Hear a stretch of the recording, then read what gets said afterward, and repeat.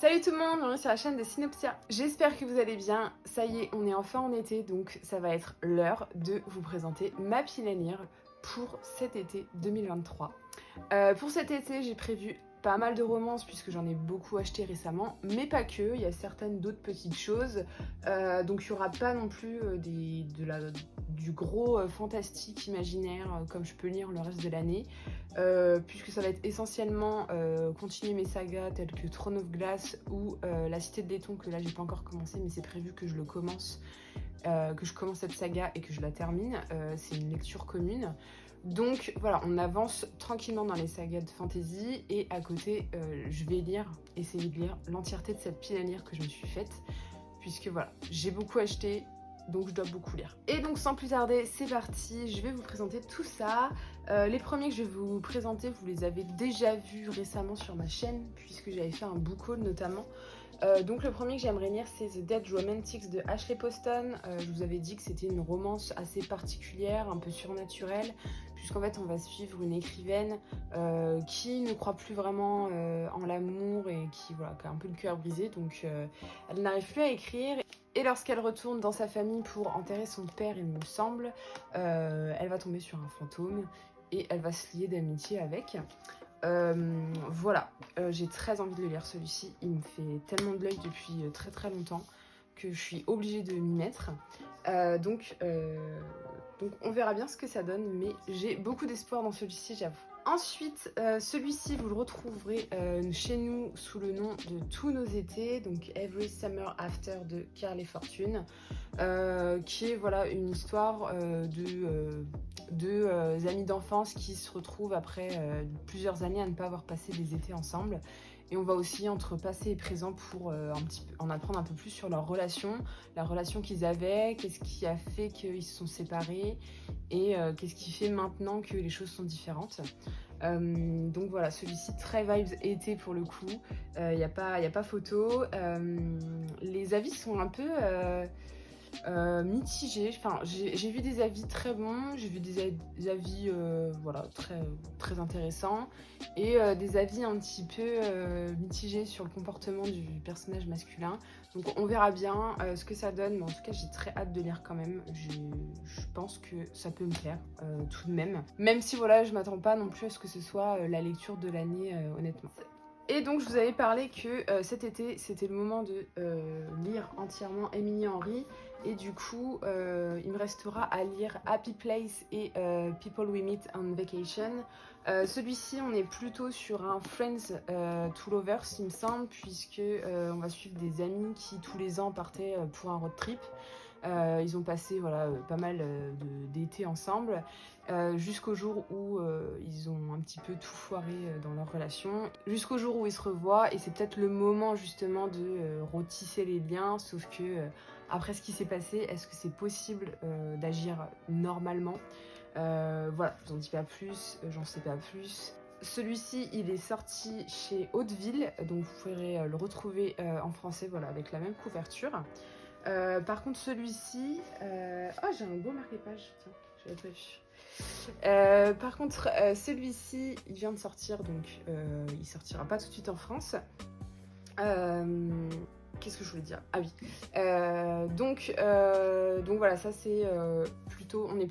Donc pour celui-ci, on est plutôt sur de la seconde chance en termes de trope. Puisque on va suivre un couple phare dans une bande d'amis qui se séparent, et ça fait 5 mois qu'ils sont séparés, sauf qu'ils ne l'ont pas dit à leurs amis, et là ils doivent passer leur été ensemble, et donc ils vont devoir faire semblant qu'ils sont toujours ensemble alors qu'ils ne le sont pas. Du coup je pense que ça peut apporter des thématiques assez sympas que j'ai pas forcément lues. Celui-ci, j'avoue que c'est celui qui me donne trop envie là parmi les deux que je vous ai présentés de Emily Henry. Donc très hâte de lire, vraiment petite couverture absolument estivale. Je pense qu'on ne peut pas faire mieux. Voilà, j'espère que ça me plaira en tout cas. Dites-moi dites-moi lequel vous tente le plus entre les deux. Mais moi j'avoue que Happy Place me tente pas mal, même si j'adore les Friends to Lovers, donc on verra bien. Ensuite, j'aimerais enfin découvrir Hélène Wang avec The Kiss Quotient, que vous retrouverez aussi en français traduit. Moi j'ai la version Afterlight, voilà, je me la pète un petit peu. Donc c'est pour ça qu'on ne le reconnaît pas forcément. Mais vous avez sûrement dû le voir passer si vous lisez un petit peu de romance. Et en fait, parmi les 3 titres que j'ai de l'autrice, c'est celui-ci que je voulais vraiment commencer avec celui-ci parce qu'il m'intrigue beaucoup. On va suivre Stella qui est très à l'aise avec les chiffres. Voilà, elle a son propre langage, elle a beaucoup de facilité avec tout ça. Mais par contre, du côté vie amoureuse, vie sociale, c'est pas la joie, elle a du mal à se faire sa place, etc. Et même sa mère le confirme, puisque du coup Stella, elle est atteinte du syndrome d'Asperger. Et du coup, elle a un petit peu du mal à trouver sa place. Et donc pour faire plaisir à sa mère et lui prouver qu'elle peut avoir une relation avec un homme, elle va embaucher un escort boy. Donc voilà, on verra bien ce que ça donne, mais j'aime bien le concept et si la thématique elle est bien traitée aussi, ça peut être cool. Mais j'adore, il est vraiment trop beau celui-ci, je l'aime trop. Voilà. Ensuite, j'aimerais lire Lessons in Chemistry qui me tente vraiment beaucoup. Je l'ai en version Waterstone avec ce jaspage absolument magnifique et il me fait tellement envie. C'est un récit très féministe où on se retrouve aux États-Unis dans les années 60 où on va suivre Elizabeth Zott qui est une chimiste et qui se laisse pas faire, voilà, parce que c'est une femme, elle fait de la chimie, elle est brillante et elle a envie de voilà, renverser tous les préjugés, elle est anticonformiste, féministe, voilà, elle mâche pas ses mots. Et voilà, j'en sais pas plus, mais il a d'excellents avis. Il est aussi disponible en français. Pour ceux que ça intéresse, je crois que c'est sorti chez Robert Laffont, mais je suis pas très sûre. Mais voilà, j'aime trop la vibe, je le trouve vraiment trop beau, ça change vraiment beaucoup des couvertures que j'ai et même de ce que j'ai de manière générale dans mes couvertures. Et voilà, puis de toute façon en ce moment je suis dans ma vibe chimiste puisque je regarde Breaking Bad. Bon, c'est un autre genre de chimie, mais voilà, quand je vois les tables là, ça me fait penser à ça. Mais voilà, je sais pas si quelqu'un l'a lu, mais c'est vrai qu'en France, je l'ai pas du tout vu passer, contrairement aux contes anglophones. Ensuite cet été, j'aimerais lire L'Antre des Louves, donc le premier tome et le deuxième tome qui s'appelle La Maison de la Porte Dorée, qui m'ont gentiment été envoyés par Kalman Levy, donc je suis trop contente parce que je voulais trop les lire. Je le voyais passer partout aussi sur les comptes anglophones. C'est grave ma vibes de tout ce que j'aime lire et il a l'air vraiment prenant, il a l'air vraiment très bien écrit. Sauf qu'il avait l'air quand même compliqué en anglais, donc j'ai pas sauté dessus en anglais. Et quand j'ai vu que Kalman Levy les faisait et les traduisait, j'ai trouvé ça trop bien. Même si voilà, les couvertures ne sont pas les mêmes, mais je trouve que, enfin, j'adore celle du tome 2 en tout cas. Et bref, de quoi ça parle? On est à Pompéi en l'an 74 avant notre ère et on va suivre Amara qui est une jeune grecque qui vient de perdre son père et donc elle va être vendue à l'Antre des Louves qui est donc un temple, voilà. Il y a des prostituées. C'est un certain Félix qui gère l'antre et c'est un homme absolument dégoûtant. Sauf que Amara, voilà, elle va se lier d'amitié avec les autres femmes et va monter les gestions pour voilà, essayer de montrer un petit peu ce qu'elle vaut et essayer de retrouver sa liberté parce qu'elle vit l'enfer. Et ça a l'air trop bien. Enfin, j'adore les thématiques qui vont être abordées et vraiment, enfin, je sais pas, je le sens vraiment très très bien cette série. Ça va être une trilogie. Le dernier tome, il sort fin d'année en VO, donc je pense que ce sera pour l'année prochaine pour le 3e. Bref, ça a l'air trop bien.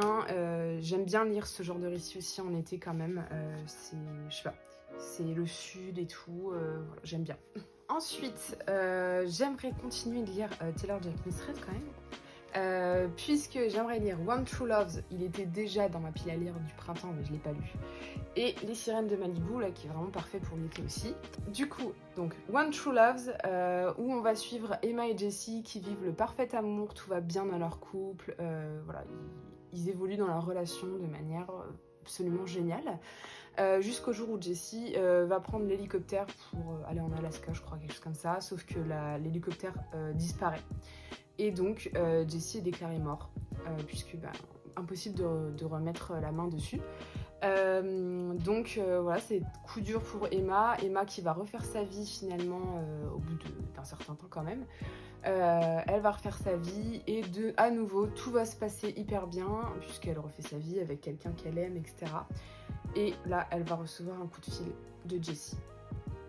Donc ça va être la thématique du premier amour et du nouvel amour qui se rencontrent finalement. Je pense que ça va être une lecture un petit peu déchirante. De ce côté-là en tout cas, je m'attends à pleurer. Et sinon, les sirènes de Malibu, donc on se retrouve en 1983 à Malibu où on va suivre une famille hyper populaire, etc. Où voilà, les enfants ont toujours dû suivre un schéma, voilà, bien se comporter, donner une belle image d'eux, jusqu'au jour où il y a une soirée et en fait leur passé va un peu se faire rattraper puisqu'ils ont un peu chacun un sombre passé à cacher. J'en sais pas plus honnêtement, j'ai jamais voulu trop en savoir sur celui-ci, moi je vous dis ce que j'ai lu dans le résumé, mais il a l'air vraiment parfait pour l'été, vraiment j'adore la vibe qui dégage, j'espère vraiment que ça va être un coup de cœur aussi, voilà, il me tente énormément. Ensuite dans des couleurs toujours très douces, on a Rentrer son ventre et sourire, donc les 2 tomes, que j'aimerais lire, que j'avais reçu, je sais plus si c'était pour mon anniversaire ou pour Noël, je sais plus. Et là on va traiter un petit peu du monde de l'influence et l'image en fait, puisqu'on va suivre Ellie qui a des milliers d'abonnés, elle motive les gens à s'accepter, etc. Poids idéal, tout ça. Tout va bien dans sa vie, sauf que voilà, en fait à force de renvoyer une certaine image et de se matrixer sur certaines choses, elle a quand même au fond d'elle des envies de tout ficher en l'air, de balancer des trucs, et donc peut-être que cette situation se paraître aussi est peut-être en train de la ronger de l'intérieur et fait qu'elle ne sait plus non plus qui elle est. Bref, ça va parler un petit peu de toutes ces thématiques voilà, autour du fait de donner une image derrière sa caméra, etc. Voilà, je trouve que c'est très intéressant. J'ai très envie de les lire et ça va se lire très vite, donc c'est pour ça aussi que je les ai choisis pour cet été, puisqu'en été on veut des lectures rapides. Ensuite celui-ci, il est vraiment dans toutes mes piles à lire d'été, mais jamais je le lis en fait. Je sais pas pourquoi, donc là j'espère que cette année ce sera la bonne, puisque j'aimerais lire donc Summer Bird Blue. Celui-là je crois pas qu'il soit traduit en français, je suis pas sûre. Avec une mention d'Alice Oseman sur la couverture, donc vraiment, il faut vraiment que je le lise, puisqu'on va suivre Rumi qui, elle, a toujours rêvé d'écrire des chansons avec sa petite sœur, ou sa grande sœur, je sais plus, non, sa petite sœur, Léa, donc voilà, c'est son rêve, c'est la raison pour laquelle elle vit, sauf que Léa va soudainement décéder, et donc Rumi va être envoyée chez sa tante à Hawaï, et voilà, on va vraiment parler de la thématique du deuil, du pardon, du chagrin, etc. Elle va rencontrer d'autres gens là-bas qui vont aussi l'aider à surmonter tout ça. Et voilà, ça a l'air d'être un récit hyper touchant. Et voilà, Summer est dans le titre, donc je suis obligée de le lire cet été. Il faut vraiment que je le lise. En plus, il va aller super vite à lire, j'en suis sûre. Il fait que 350 pages. Donc voilà, il faut vraiment que je m'y mette. Et enfin, pour terminer cette vidéo, j'ai pas sélectionné de manga parce que en ce moment j'ai plus grand chose dans ma pile à lire manga en fait, et que j'ai pas prévu de lire grand chose à part Princesse Jellyfish et peut-être d'autres titres, mais de toute façon je suis en no-buy donc je compte pas en racheter cet été en tout cas. Bref, passons au dernier livre que j'aimerais lire cet été. Il y a le mot été dedans et il faut vraiment que je m'y mette, que je le lise. Donc j'aimerais lire L'été où tout a fondu de Tiffany McDaniel, qui est l'autrice de Betty. Betty qui a été un immense coup de cœur et qui est un de mes livres préférés au monde. Vraiment, il m'a beaucoup trop marqué, je l'ai vraiment beaucoup aimé. Et celui-ci, voilà, il faut que je le lise parce qu'il me donne vraiment très envie. J'ai envie de retrouver l'écriture de Tiffany. Voilà, ça a l'air d'être un récit vraiment très différent en fait de ce qu'on a eu avant et en même temps pas si loin, puisqu'on est donc en été 1984 dans l'Ohio. Et donc on suit un procureur qui invite en fait dans le journal le diable à lui rendre visite parce qu'il est hanté lui-même par la lutte entre le bien et le mal. Et le lendemain, il y a un jeune garçon qui se pointe devant le tribunal et qui se dit être le diable. Du coup, le procureur lance une enquête pour savoir si c'était pas un enfant qui vient des fermes avoisinantes, puisque c'est très bizarre. Et en fait, il n'arrive pas à trouver d'où vient cet enfant qui se dit être le diable. Et des choses très étranges vont se produire de plus en plus. Notamment une vague de chaleur intense qui va frapper le territoire. Donc voilà, lecture hyper mystérieuse, je veux pas non plus trop en savoir, mais j'en sais déjà pas mal. Et voilà, très hâte de lire celui-ci, vraiment. Voilà, je l'ai depuis, je crois que je l'avais acheté en septembre il me semble, parce que je crois qu'il est sorti en septembre, si je dis pas de bêtises. Ouais, c'est ça. Donc, il est encore temps d'être dans la hype. Donc, voilà, il est encore temps de le lire. Très hâte, très très hâte. Et en même temps, j'ai cette peur de passer après un coup de cœur que je sois un petit peu déçue. Mais il faut vraiment que je me dise que c'est quelque chose de totalement différent du coup. Donc voilà pour les livres de ma pile à lire estivale. J'espère qu'il y a des titres qui vous intéressent, qui vous ont peut-être donné des idées de choses à lire cet été. N'hésitez pas à me dire s'il y a des titres que vous avez lus ou qui vous tentent. Ça me ferait très plaisir en commentaire. Voilà, que dire d'autre à part que je meurs de chaud. Non, c'est bon, on a tout dit, je pense. Bref, je vous souhaite comme d'habitude de belles lectures et de bons visionnages et je vous dis à la prochaine vidéo. Tchou!